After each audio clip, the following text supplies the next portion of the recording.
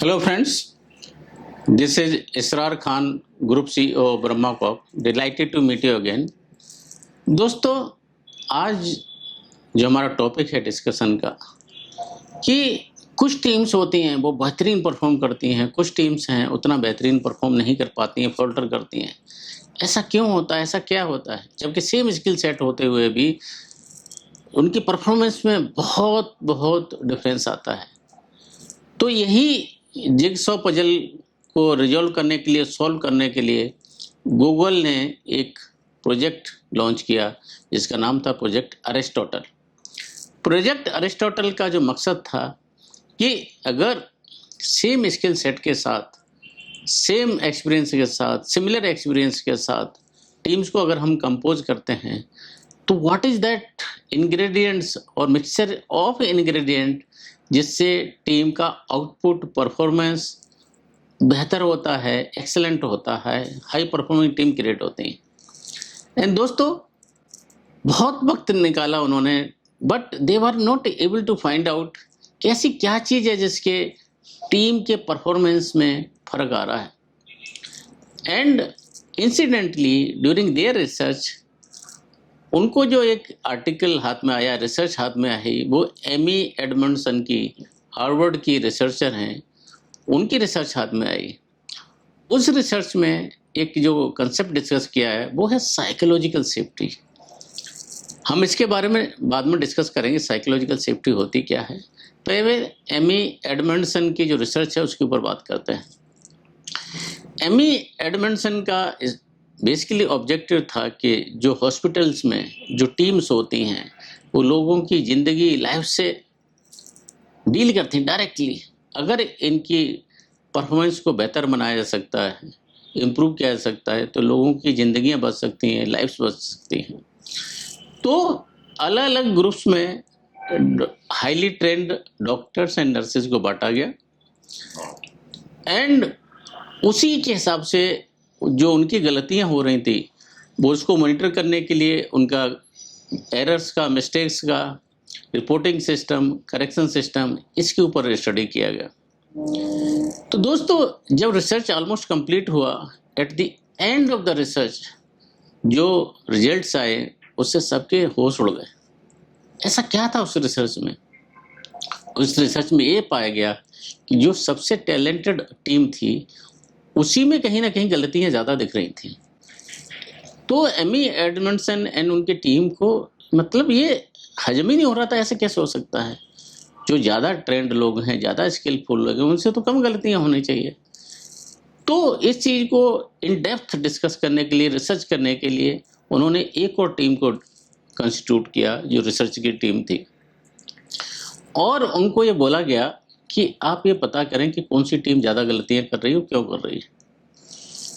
And दोस्तों, जब team ने फर्दर रिसर्च करना शुरू किया तो ये पाया गया कि जिस टीम की मिस्टेक्स और एरर्स ज़्यादा रिपोर्ट हो रही थी, इनफैक्ट वो टीम ज़्यादा गलतियां कर रही है, ऐसा नहीं है। वो team to improve the team performance, to give their critical feedback, वो पूरी जो गलतियां थी उन पर रिफ्लेक्ट करने के लिए, इम्प्रूव करने के लिए, फीडबैक मैकेनिज्म अच्छा देने के लिए, so they were honest in reporting their errors. Other teams were not honest in reporting their error. हो क्या रहा था, उसे गलतियां छुप रही थी, कहीं ना कहीं गलतियों को छुपाया जा रहा था। और क्यों छुपाया जा रहा था? कि ऐसी टीम्स जहाँ ट्रस्ट एंड कोऑपरेशन नहीं होता, वो टीम में स्टेटस को मेंटेन करने का कंसेप्ट होता है, इम्प्रेशन मैनेजमेंट का कंसेप्ट होता है कि मैं अपनी गलतियां क्यों बताऊं। एंड दोस्तों, ये जो कुछ टीम्स हैं, कुछ टीम्स बेहतर कर रही हैं, कुछ टीम बेहतर नहीं कर रही हैं, कुछ टीम्स अपनी फीडबैक मैकेनिज्म लूप अच्छा है, कुछ टीम नहीं कर पा रही हैं। यहीं पर कंसेप्ट आता है साइकोलॉजिकल सेफ्टी का, कि जो हम गलती कर रहे हैं, मैं without feeling insecure, without feeling threatened of my position, how safely I can report my mistakes। होता क्या कि दोस्तों, हम सबको ऐसा लगता है कि अगर हमने ये गलती रिपोर्ट की तो हमको जज किया जाएगा, हमारे इम्प्रेशन जो है वो कैसा जाएगा। दोस्तों, कन्फ्यूशियस ने हमेशा बोला था कि एक बार क्वेश्चन पूछ लो, 2 मिनट के लिए आप मूर्ख बनोगे, जिंदगी भर के लिए आप विद्वान बनोगे। लेकिन हम में से कोई भी 2 मिनट के लिए मूर्ख बनने को तैयार नहीं रहता। एंड वही टीम क्या रहती है, स्टेटस को मेंटेन करती है, इंप्रेशन मैनेजमेंट में लगी रहती है, और टीम की परफॉर्मेंस बेहतर नहीं हो पाती है, बिकॉज कहीं ना कहीं साइकोलॉजिकल सेफ्टी का अभाव होता है। इसी से सिमिलर रिसर्च है, मिलती जुलती रिसर्च है, वो डेनियल कोयल ने की। उन्होंने कल्चर कोड करके एक बुक लिखी है। उसमें जो उन्होंने पाया गया वो यही पाया गया कि इसमें जो 3 चीज़ें अगर किसी टीम में रहती हैं कि you belong to this place, it is safe to speak, and we have a shared and common goal and vision. You belong to this place means कि आप पार्ट एंड पार्सल हैं मेरी टीम के। आप कुछ भी गलतियां करेंगे, घर में बच्चे गलतियां करते हैं, पेरेंट्स उनको क्या टीम से बाहर निकाल देते हैं? नहीं, they remain part of the family. In the same manner अगर हम गलतियां रिपोर्ट कर रहे हैं, होता क्या है कि उससे टीम की परफॉर्मेंस बेहतर होती है, हम उनको रिफ्लेक्ट कर पाते हैं और हम उनको चीज़ों को बेहतर कर पाते हैं। एंड जो बिलोंगिंग का रहता है कि स्पेशली डाइवर्स कल्चर में आपने देखा होगा कि हम कुछ टीम्स के मेंबर को एसिमिलेट नहीं कर पाते, उनके कल्चर को एसिमिलेट नहीं करते। ये टीम लीडर और टीम मेंबर्स का काम होता है टू मेक देम फील कि you belong to this place, you belong to this team. And जो नेक्स्ट इम्पोर्टेंट जो पॉइंट आया, जो एमी एडमंडसन ने भी रिसर्च किया था, is that place safe to speak. मैं अगर बोलूँगा तो मेरे ऊपर हंसा जाएगा कि इसको फीडबैक लिया जाएगा, मैं अगर बोलूँगा तो इसको किस तरह से लिया जाएगा? Will it be taken as a dissent, will it be taken as a feedback, will it be taken a step towards improvement the team's performance? किस तरह से लिया जाएगा? तो इसमें सबसे इम्पोर्टेंट होता है कि टीम का जो रोल होता है, टीम का लीडर होता है, उसका बहुत बड़ा रोल होता है। टीम का लीडर अथॉरिटेरियन लीडर है कि वो अपने आप को टीम के लिए अप्रोचेबल है, 1 to 1 अप्रोच कर सकता है। तो डेनियल कोयल ने जो रिसर्च की उसमें उन्होंने देखा कि जो सैन एंटोनियो की जो टीम है, बास्केटबॉल टीम है, दैट्स कॉल्ड स्पर्स, और पिक्सर स्टूडियो को उन्होंने रिसर्च किया।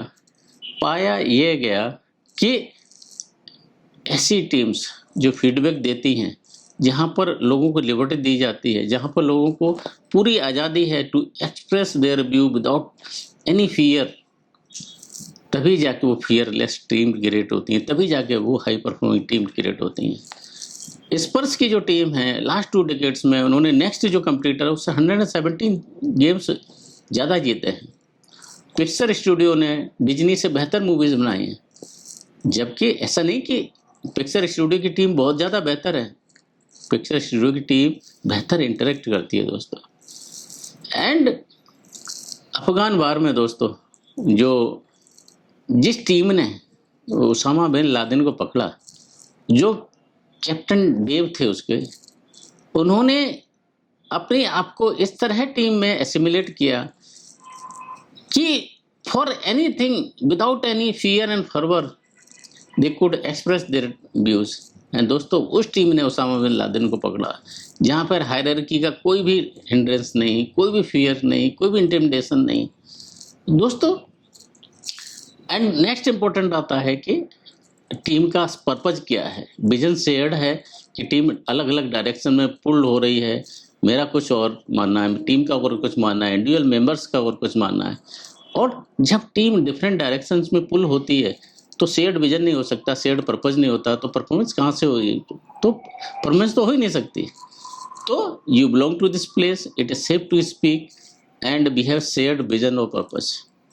दोस्तों ये सुनने में तो बहुत अच्छे लगता है, लेकिन अगर सबको पता है तो ये हो क्यों नहीं पाता? दोस्तों यहाँ पर ही जो रोल आता है वो लीडरशिप का रोल बहुत क्रिटिकल पार्ट होता है। लीडर को मॉडलिंग वल्नरेबिलिटी का जो कंसेप्ट होता है कि even I am imperfect, even I need your help, I need your feedback, I need your assistance in improving the performance of the team, improving my own performance.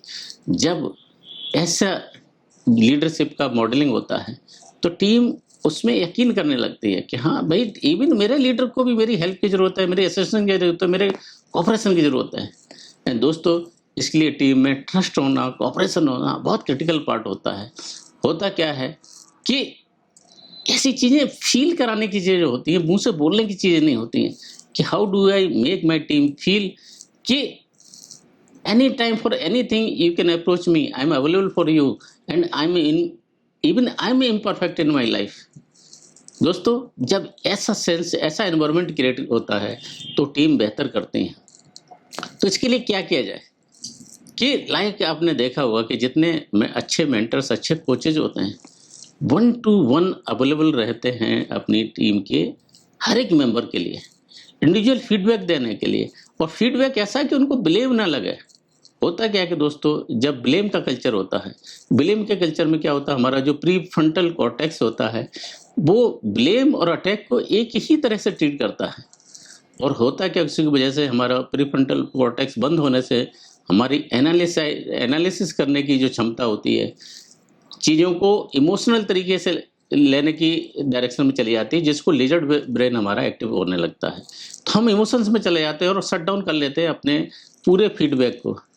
तो any feedback which is given as input to improve the performance of other person without putting any blame on anyone, जब leadership इस तरह से handle करती है team को, तो खुशी से हर एक आदमी, हर एक इंसान अपनी परफॉर्मेंस को बेहतर करना चाहता है। The moment you start raising finger on your team member, the moment we start showing an authoritarian way of handling a team, that team can never ever improve। दोस्तों, होना ये चाहिए कि everyone should be free to express his or her view fearlessly without being judged, and उस feedback के loop पर काम करना, इम्प्रूव करना, रिफ्लेक्ट करना। एंड दोस्तों, that is how high performing teams are created, that's how the high performing organizations are created। they are not born anywhere, only क्या चीज़ होती है कि एनवायरनमेंट क्रिएट किया जाता है। दोस्तों, आर्म फोर्सेज में देखा होगा आपने कि लोग अपनी ज़िंदगी दे देते हैं। क्यों दे देते हैं? वो और किसी धरातल से आए, और किसी प्लानट से आए नहीं ना, हमारी रक्षा के लिए, देश की रक्षा के लिए they are willing to lay down their lifes. Only their leaders are creating their environment. अगर हमको हाई परफॉर्मिंग टीम क्रिएट करनी है तो हमको वल्नरेबिलिटी मॉडल करनी पड़ेगी, इंडिविजुअल फीडबैक देना पड़ेगा, हर एक मेंबर को ये फील कराना पड़ेगा you belong to this place, it is safe to speak and we have shared vision. दोस्तों, with this I take your leave. Hope all of us are able to create high performing team, but modeling our behavior first। Thank you। Jai Hind, stay blessed।